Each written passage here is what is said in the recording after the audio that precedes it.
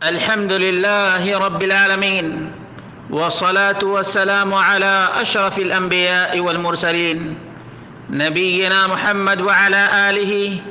وصحبه أجمعين۔ برادران اسلام،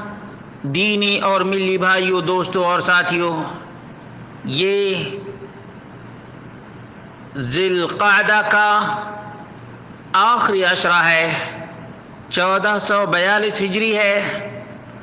اور آپ کے سامنے محدث العصر اور مجدد القرن العلامہ محمد ناصر الدین الالبانی رحمہ اللہ کا پیغام یوسف القرضاوی کے بارے میں پیش کرنے کی سعادت حاصل کر رہا ہوں۔ چنانچہ علامہ ناصر الدین الالبانی نے یوسف القرضاوی کے حقائق سے لوگوں کو آگاہ کرتے ہوئے بتایا تھا، یوسف القرضاوی دراستہ دراستاً ازہریہ ولیست دراستاً منہجیہ علی الکتاب والسنہ، وهو يفتي الناس بفتاوى تخالف الشریعہ، وله فلسفة خطيرة جدا۔ إذا جاء شيء محرم في الشريعة تخلص من التحريم بقوله ليس هناك نص قاطع للتحريم، ولذلك أباح الغنى وأباح لذلك الإنجليزي الذي كان قد أسلم وهو من كبار المغنين البريطانيين أن يظل في مهنته وأن يأكل من كسبه، وادعى القرضاوي بأنه ليس هناك نص قاطع في تحريم الغناء أو آلات الطرب، وهذا خلاف إجماع علماء المسلمين أن الأحكام الشرعية لا يشترط فيها النص القاطع، بدليل أنهم ومنهم القرضاوي نفسه يقول الأدلة الكتاب والسنة والإجماع والقياس، والقياس ليس دليلا قاطعا لأنه اجتهاد، والاجتهاد معرض للخطأ والصواب كما هو في الحديث الصحيح،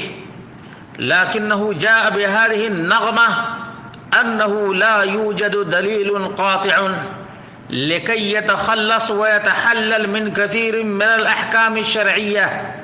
المرجع شريط صوفيات حسن البنا والقرضاوي من تسجيلات سلسلة الهدى والنور برقم 1.262۔ یوسف القرضاوی کی تعلیم ازہری ہے، کتاب و سنت پر قائم منہجی تعلیم نہیں ہے۔ وہ لوگوں کو ایسے ایسے فتوے دیتا ہے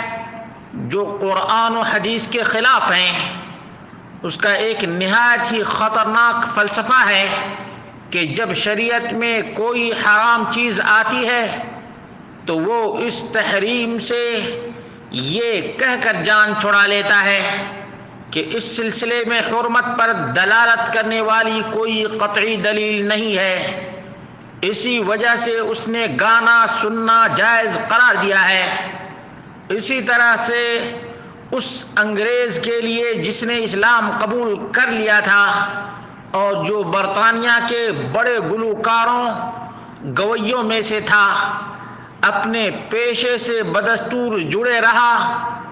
اور اس کی کمائی کھاتا اور اس کی کمائی سے کھانا جائز قرار دیا ہے۔ اور قرضاوی نے یہ دعویٰ کیا ہے کہ گانے اور آلات طرب کی تحریم کے سلسلے میں کوئی نص قاطع نہیں ہے، حالانکہ اس کی یہ بات علماء امت کے اجماع کے بالکل خلاف ہے، کیونکہ احکام شرعیہ میں نص قاطع کا ہونا شرط نہیں ہے۔ اس کی دلیل یہ ہے کہ علماء کرام، ان میں سے خود قرضاوی بھی کہتے ہیں کہ دلائل شرعیہ کتاب و سنت، اجماع اور قیاس ہیں،